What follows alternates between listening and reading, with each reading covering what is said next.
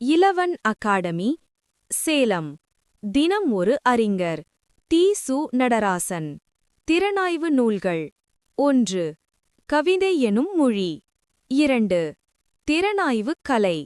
தமிழக அரசு பரிசு பெற்ற நூல். 3. திறனாய்வு கலை, கொள்கைகளும் அணுகுமுறைகளும். 4. தமிழ் அழகியல். 5. தமிழ் அழகியல், மரபும் கோட்பாடும். 6. தமிழின் பண்பாட்டு வெளிகள். 7. தமிழகத்தில் வைதீக சமயங்கள், வரலாறும் வக்கணைகளும். 8. தமிழின் அடையாளம். தமிழக அரசு பரிசு பெற்ற நூல். 9. பறந்து போகுது குட்டியானை. 10.